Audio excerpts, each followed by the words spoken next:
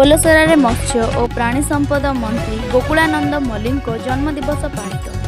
Record ସଂଖ୍ୟକ ରକ୍ତଦାନ କଲେ ଶୁଭେଚ୍ଛୁ। ଯୋଗଦେଲେ ମନ୍ତ୍ରୀ ବିଭୂତି ଜେନା ଓ 4 ବିଧାୟକ। ଶତାଧିକ ଲୋକଙ୍କର ଚକ୍ଷୁ ପରୀକ୍ଷା। 300 ୟୁନିଟ୍ରୁ ଅଧିକ ରକ୍ତ ସଂଗୃହୀତ।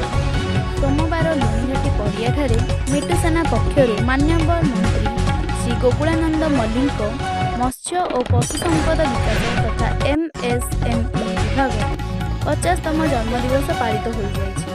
ଏହି କାର୍ଯ୍ୟକ୍ରମରେ ମୁଖ୍ୟ ଅତିଥି ଭାବରେ ମାନ୍ୟବର ମନ୍ତ୍ରୀ ଶ୍ରୀ ମଲ୍ଲିକ ଯୋଗଦେଇ ଆୟୋଜିତ ବିଶାଳ ସ୍ୱାସ୍ଥ୍ୟ ପରୀକ୍ଷା ଶିବିର, ଚକ୍ଷୁ ପରୀକ୍ଷା ଶିବିର, ରକ୍ତଦାନ ଶିବିର ଓ ଚାରା ବଣ୍ଟନ କାର୍ଯ୍ୟର ଶୁଭାରମ୍ଭ କରିଥିଲେ। ମିଟୁ ସେନା ପକ୍ଷରୁ ଅନୁଷ୍ଠିତ ଏହି ଭବ୍ୟ କାର୍ଯ୍ୟକ୍ରମ ତଥା ଜନସେବାର ବିଶେଷ ଉଦ୍ୟମ ପାଇଁ ମିଟୁ ସେନାର ସମସ୍ତ ସଦସ୍ୟମାନଙ୍କୁ ମାନ୍ୟବର ମନ୍ତ୍ରୀ ଧନ୍ୟବାଦ ଦେବା ସହ କୃତଜ୍ଞତା ଜ୍ଞାପନ କରିଛନ୍ତି।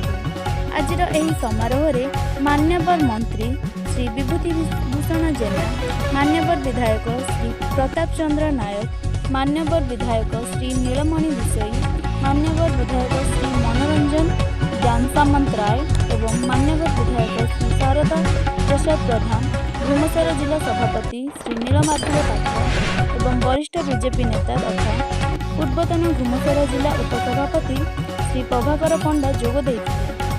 ଏହି ଅବସରରେ ଓଡ଼ିଆ ଅଭିନେତ୍ରୀ ତଥା କଣ୍ଠଶିଳ୍ପୀ ଅନୁରାଧା ପାଣିଗ୍ରାହୀ ମନଛୁଆଁ ସଙ୍ଗୀତ ପରିବେଷଣ କରି ଉପସ୍ଥିତ ପୋଲସରାବାସୀଙ୍କୁ ମନମୁଗ୍ଧ କରାଇଥିଲେ।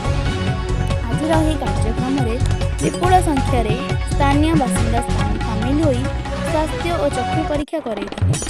ସମଗ୍ର କାର୍ଯ୍ୟକ୍ରମକୁ କୁଶଳତାର ସହ ଆୟୋଜନ କରିବା ପାଇଁ କୃଷ୍ଣଚନ୍ଦ୍ର ମହାପାତ୍ର, କେଦାରନାଥ ମହାରଣା, ଗୋପୀନାଥ ସ୍ୱାଇଁ, ମାନସ ପ୍ରଧାନ, ମନୋଜ କୁମାର ଖଟୁଆ